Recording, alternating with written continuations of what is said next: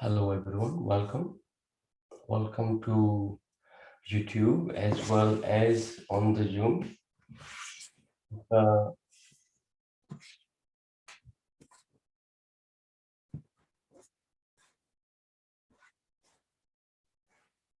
How's everybody doing? Hello Christosmas. Hello, I'm fine. Nice Fine. to see you. See you, my friend. Good to see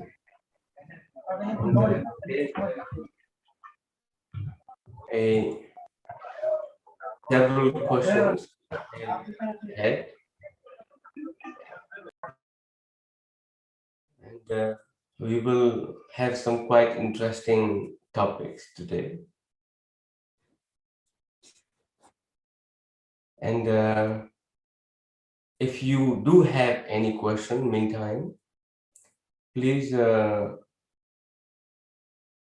send me a message in on a Zoom chat or on YouTube if you are on YouTube watching.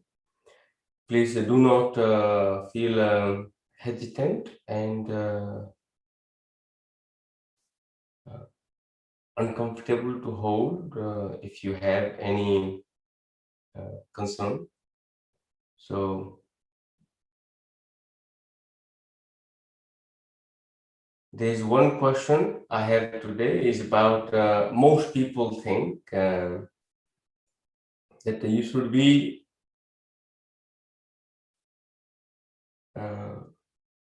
absolutely 100% spiritual, and you cannot attain how to be 100% spiritual while living in the material world. One question. Second question we have is can meditation cure depression? How can one become a realized yogi, and what one need to do this for? And other question,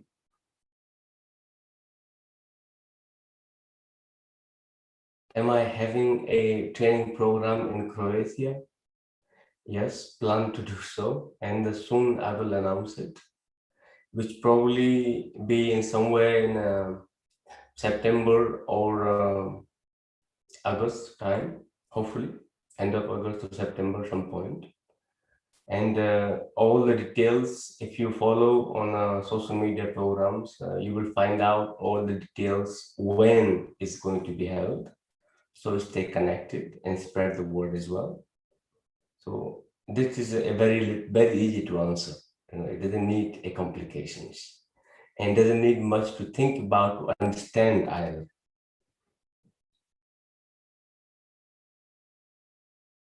Somebody asked about Prana Kriya Yoga.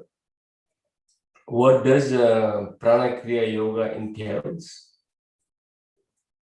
It's very difficult to explain the Prana Kriya Yoga in a 2 sentence or one sentence. Even I try to explain to you, maybe can you imagine trying to teach Prana Kriya Yoga sometime for 4 years, it still is entailing. So it's in a basic structure is how to harness the prana in the body and how to redirect the prana in the body to as per requirement within the body, how to maintain the prana level in the body, and using the breath technique, the body movement, and the proportion of the prana, all the wind, the vayus in the body. And we use several different techniques and with the stages to the as per person's ability. So it is totally depend from beginner to advanced person. But I have had several people who just come one time to the practice and they understand the thing is that hyperventilation. and just exhausting and hyperventilation. I understand the Prana Kriya Yoga. Now I can go and teach. And despite it took me almost 35, 40 years to actually understand it. And which is not from one teacher, basically. There's many other teachers contributed, but in bits and bobs, like in a jigsaw puzzle, basically. And then I was practicing with one of my very dear friend, as well as my very dear teacher. He said, this is complete now. So since then, I start teaching for now almost 25 years. I've been teaching Prana Kriya Yoga, but it's different names. So if you think you understand by practicing a 1 hour practice, name anybody can sell it. It's not the point. It's the concept, is the content. And so what is entails in Prana Kriya Yoga is a lot more, but I can't really explain much. I will really invite whoever person asked the question. It was, I think somebody asked it on Instagram, and name was Christy Jenna Morris, or I think something that probably would have been a teacher. Christy J. Norris, something like Christine Jane Norris. That's probably name like it, Christy Jane Norris. So what it entails, Prana Kriya Yoga, more, I will recommend you to come and participate. And in the live classes, which I conduct sometimes, some of my trained teachers who I have trained now, several of them, they teach different locations. If your time is suitable to them, please do go and participate. I'll give you an example. There's one guy in the US, Hayden. He teaches sometimes. Somebody in Brooklyn, in New York, teaching it. And Marvea, there's called Cavalier, Catherine. Some people in UK teaching. In India, there's one person who teaches at Yogi. So there's a very handful of people who have trained. They're still in progress. You can also participate with them. If you like to come and participate with me directly, you can also come and participate if you like. So meantime, there was one more question I had is it engaging Moola Bandha during exhalation is a basic technique for Prana Kriya Yoga? Not really. It is depends what Kriya we are practicing and what energy you are harnessing. Is it your awareness is to increase the heat in the body or to decrease the heat in the body? So it's depending which wind you are working, which vayu you are working at. So it's not that simple as Katrina Tamara. So I think we also had a discussion about that long time ago. So next question is, can meditation cure depression? One thing for sure, at least meditation will bring you back to your centers. So what is depression is chemical imbalance. Meditation absolutely do balances your endocrine system, your hormone level and chemical balance in the body, your nervous system. So it depends what kind of meditation you are practicing. If your technique is correct, I do believe meditation can do miracles, not cure depression, but meditation can do miracles. So it depends what kind of meditation you're practicing. Some meditations can even, I don't like to create a fear, by the way, but is a precaution is needed to explain. It is part of the question. But some of the technique, if you're already feeling low, some techniques can also make you feel low because you're already on a whirlwind to downward spiral, which is introvert, and some techniques of meditation already introvert, depending what is the root cause of the depression and what kind of nature you have. That is also makes the important part. And depression is not is something just in your head. That can also depression inside, actually inside your whole body.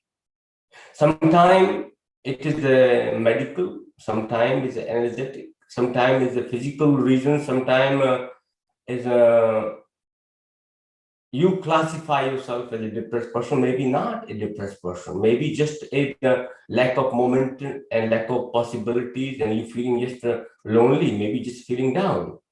So the overall assessment of your emotions is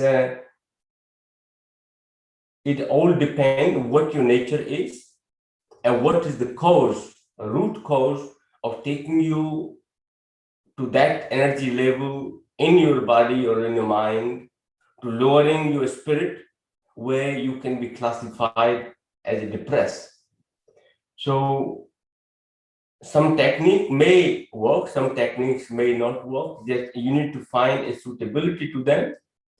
But once it clicks with you, I am 100% sure that meditation can do miracles. If meditation doesn't do miracle, come to my Prana Kriya Yoga. I make sure you have a miracle in your life.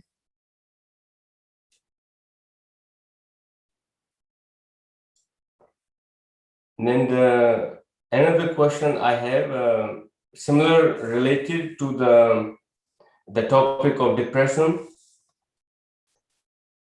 Somebody asked a question and saying same time, it is personal. It is not personal question. I don't have a depression, but I'm asking a question about depression. So my answer is, even you have a depression, you do not need to worry about it.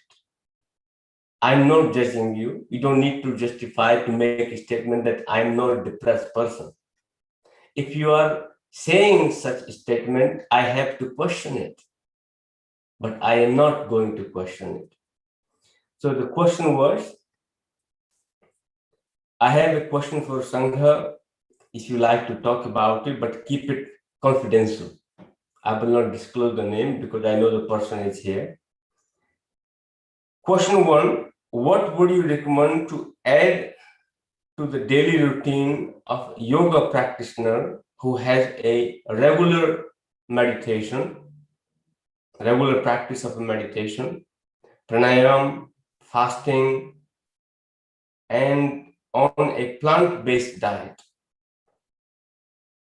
How we can deepen the practice and detoxify the body further? First of all, my advice will be, don't use word toxins. So rather than saying detoxifying the body, I will recommend to use word how to further bring transparency to the mind, how to further bring awareness of the body where you person is living. So you're already perceiving these toxins in the body. So first, alter your perception, the way you relate to your body, the way the type of the message you give to your nervous system. I will recommend it highly to change that first. Don't use word toxins. There are lots of them. Even every plant-based diet have toxins. Your food have toxins. Your body needs sometimes toxins. So what advice I can give? First, when you're practicing yoga, meditation, pranayama, fasting, plant-based diet, need to make sure they are in balance, not extreme or over-exaggerated in your practice. And the routine, your discipline, your devotion, your dedication when you're practicing, are you checking the box every day that I have done this? Or it is part of your life, it is part of your nature. Implement that. Try to hold on or try to maintain the frequency of your body when you are meditating, when you're practicing pranayama, when you're practicing asana. Are you maintaining the same level of frequency throughout the day? Are you remembering like that when you're breathing in and out, you are sharing yourself with the universe? It's almost like the entire universe becomes expansion of you. In a meditation, your ego comes to a dissolve as much as possible. Are you able to maintain those frequencies throughout the time? Are you not lying to yourself? Sometime I can read a book and I see somebody probably watched too much sci-fi movies or esoteric activities. It's like you read something despite you have never had any experience of it. And all of a sudden your kundalini awaken, all the chakras are awakened, your third eye is awakened, now you become a seer or develop the ability of intuition of a healer. But saying that after giving healing, you actually self need a healing. Do you think that somebody's negative energy is coming to me? It is how it's possible. You have the ability to heal. If you got the ability to heal, I can assure you, if you actually have ability to transcend yourself, so the universal energy can flow through you and you become a vehicle as a transporter, a medium to somebody else, to energy. I can assure in that situation, I don't think anybody's negative energy will come to you. Same principle when you're practicing yoga, meditation. Do not become that kind of healer who read two books and now they start to heal the world and they have not actually healed themselves. They are wounded everywhere, mentally as well as physically, never mind emotionally. Even the best healers, their girlfriend or the boyfriend don't turn up for dinner, their heart is broken. And they will not talk to each other for a week or 2 weeks and they're having such massive arguments. So what kind of healer you are? If a little things can disappoint you and your entire emotional level is like this, roller coaster, you have not got stability, you have not got even a 1% of ability to transcend yourself, you can channel the energy. Healer does not mean that you are not in touch with your human emotion. You are in touch with human emotions, but they do not affect you. You are not ruled by them. You feel them, but you do not rule by them.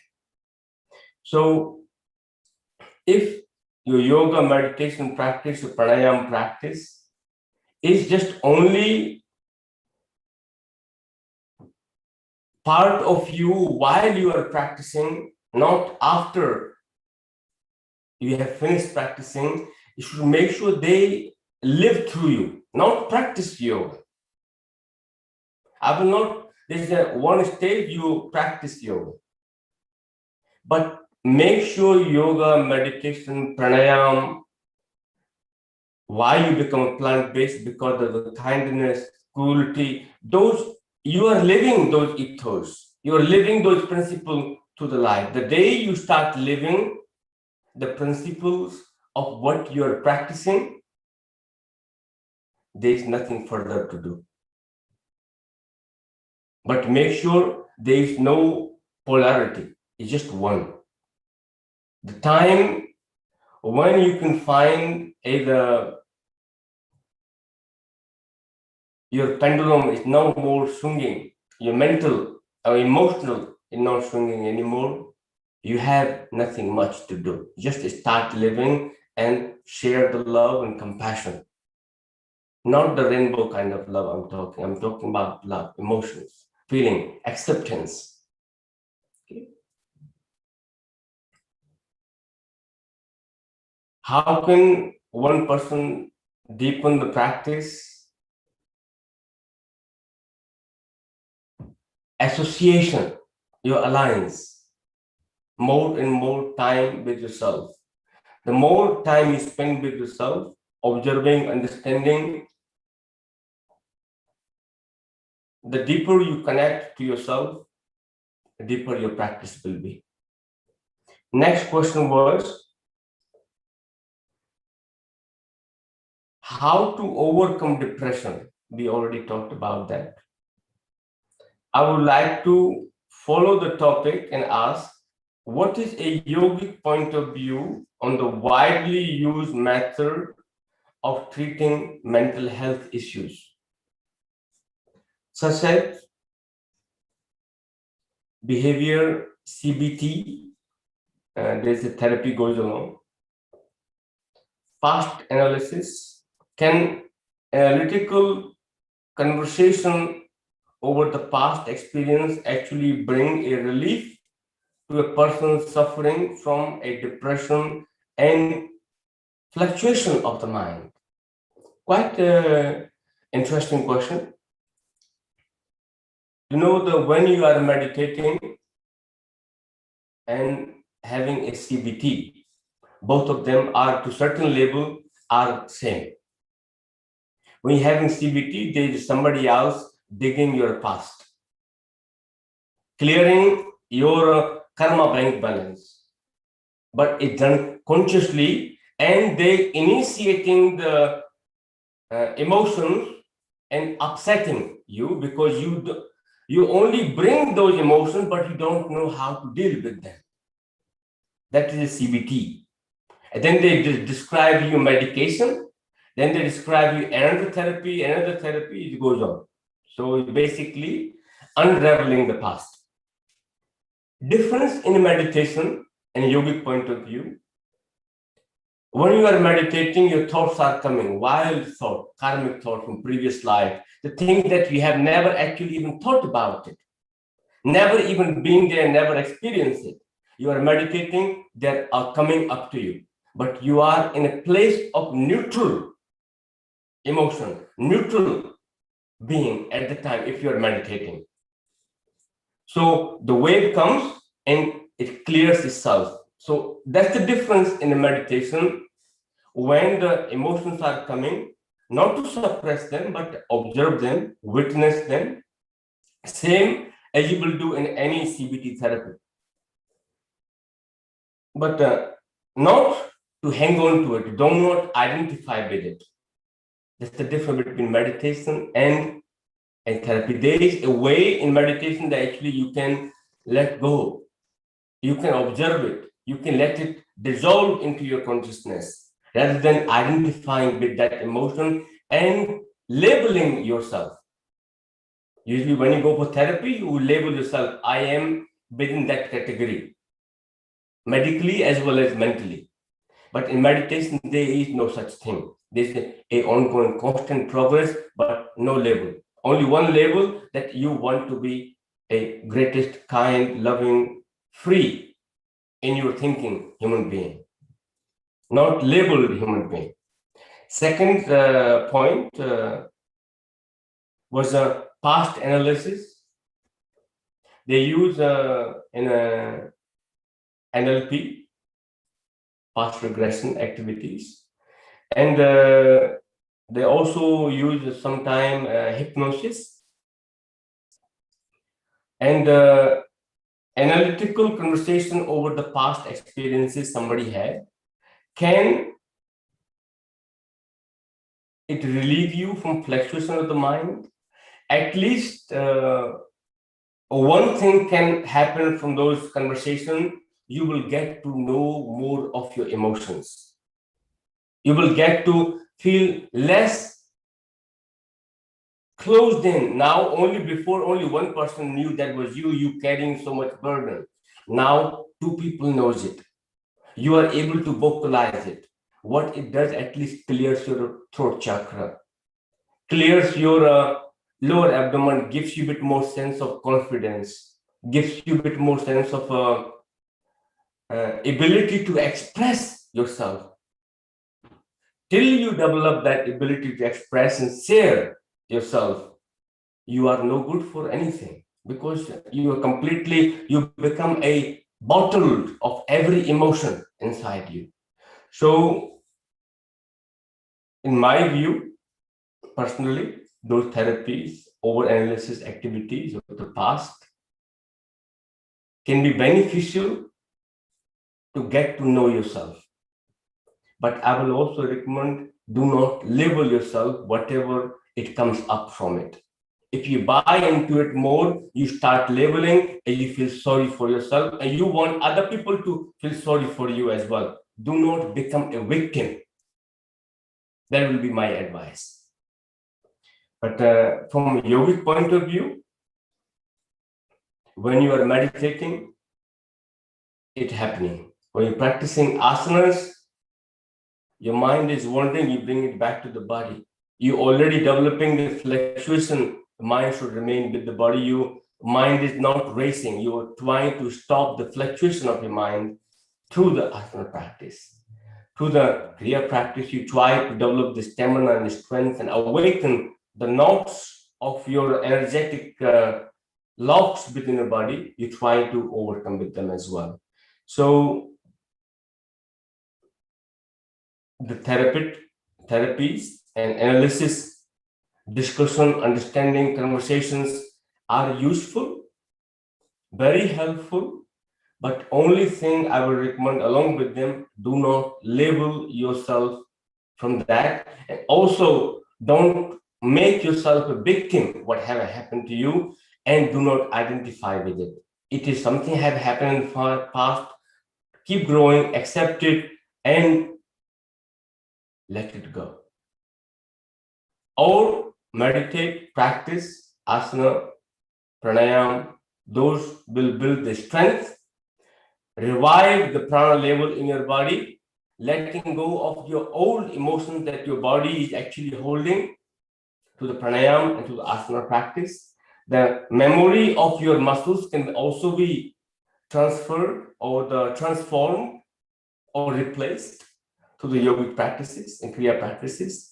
Meditation will change your behavior pattern, to what actually you constantly think about it.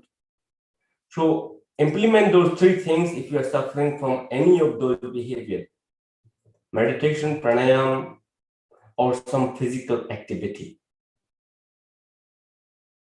1 hour a day, not once a week. Remember, 1 hour a day. If you don't know anything, at least go for a walk. 1 hour. Make sure you go for a 1 hour walk non-stop. But keep your mouth zipped. If you're breathing like a dog, take a masking tape, tape it up, and keep breathing through the nose. Somebody asks you why? Because I'm practicing silence for 1 hour. Because usually when you go for a walk, you take a mobile phone with you. No, don't take your mobile phone with you. Or you're talking to your friend because inside the ear. Don't do it. Or don't go in a company. Don't have two people. When you go two people, you start talking nonsense. Only go on your own for 1 hour. Go for a walk. Enjoy your own company for 1 hour and see what it happens. So that is a basic questions from that point of view. And I believe that makes enough sense to you. Person who asked the question can't disclose the name because asked for the confidentiality. And another question I have today is,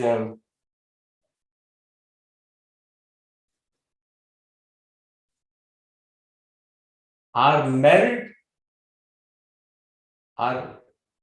married being is called Gaurav Sharma, somebody from India, asking question, are married being can be enlightened? If yes, how? I said it, they will be enlightened as long as you are walking on the path of enlightenment. So the how married being can be enlightened, first of all, you have to walk the path, your karma, your attitude, your dharma, your practices. If you are on the path of self-discovery, self-understanding, self-transformation, or liberation from your mental limitation, understanding yourself, connecting with yourself, all those paths will lead to an enlightenment.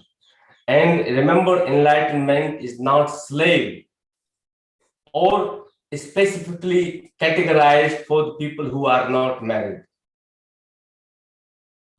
or people who wear orange clothes only, or people who wear white clothes only, people who wear black clothes only, people who wear a rainbow clothes only. Remember, enlightenment is not subject to condition. Enlightenment is only condition is, are you willing to be enlightened? Till you are ready, till you are willing 100% with a zero compromise. With zero compromise, if you are willing, then there is a possibility. But I know some people, I get enlightened or not get enlightened, doesn't matter, but I want other people to get enlightened. Those kind of people are too many. If those people become your teacher, try to enlighten you, I can guarantee you, my friend, there is no hope. Because you will not learn much enough. You will learn only how to be creative, how to think like enlightened, but not to be one. So thinking like enlightened person, behaving like enlightened person, nowadays plenty of them on Instagram or social media. So you just take knowledge and rewrite it, but not experience, doesn't matter. I read it in the book, I'm enlightened enough. Have I experienced it? Doesn't matter. That's not accountable. So the virtual reality. Now, if the enlightenment is become virtual reality of knowledge, obviously it will be a difficult task to understand what enlightenment is. But in my personal opinion and a viewpoint, yes, enlightened married being and non-married being, or even the same-sex relationship people, is enlightenment nothing to do with gender. Enlightenment nothing to do with sex, nothing to do with the married or not married. Enlightenment nothing to do with age. You are young or a really, really old, grumpy person, or very happy old person, a grumpy young person. It is irrelevant to it. So I know lots of people who saying that only the more older you get, wiser you get. It's not really true. I have seen people who the 1 foot almost ready in the grave, sacrament is about to go. They are not wise at all. They are not wise. I will not say that age makes you enlightened or age makes you wise. No. I have seen some very small kids, so wise and completely full of spirit and energy. They can transform, they walk into a room, they can transform the entire energy, even very young age. So, are you willing to let yourself harness the light as much as possible, rather than chasing the enlightenment? Become light. Don't worry about enlightenment. Harness the light. You get enlightenment, you never will realize that you are enlightened. It for other people will know it that you are enlightened or not. So don't chase enlightenment, my friend. Don't even think about that word. So, and personally, if you living kindness or you acting kindness, I will not say you don't have to be kind. You don't practice kindness. Become kind. The time you become kindness, you do not need to practice. Every action you will do will be an act of kindness. So take away the practice, become one. Similarly, that applies to the love, that applies to the caring. Become caring. Don't think about practicing caring. The once you become whatever you like to do, in that time you do not actually need to think that you have to practice such practices, because they are automatically part of you. They're automatically living and vibrating through you. So rather than practicing, I will say start living.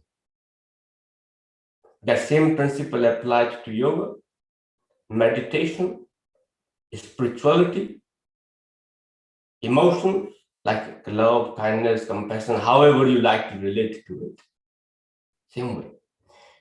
So in terms of is a married being can be enlightened? Gaurav Sharma, yes, they can be. I can give you an example. In our Hindu tradition, tell me one single god that who is not married. One single god. You will find zero. Are they not enlightened?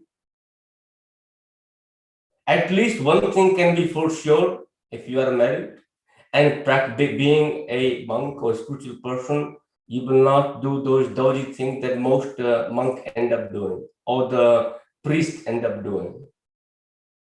At least you will maintain certain level of cleanness to the children. Being all knows what goes when you become a non-married and frustrated monk, or the frustrated majority. Some of the great monks are there, they have nothing, but if you are not completely in control of your emotions, we all know what happened in Christianity, what happened in Buddhism, what happens in Hinduism, what happens in even in Islam prophets. So the guy who lives in the mosque, and there are lots of stories everywhere. All you need to do is look through it. So if you're practicing spirituality or a state of enlightenment, or you're a path of enlightenment, you think that you have to be unmarried.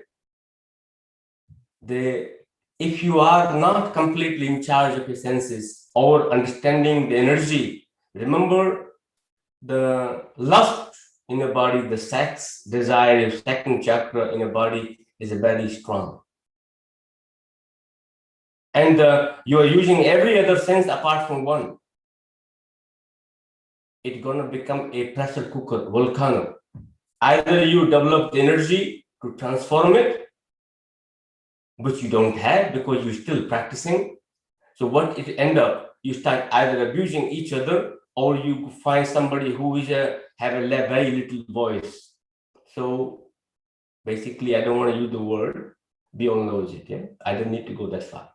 So on that note, my friend, if you are on the path of enlightenment, merit can be a very useful tool to take you a bit more further in harmony. You are a very angry person. At least when you are married, you will have a little bit of love inside. So then you can try to practice spiritual together, not on your own. Otherwise, your marriage will go separate ways too.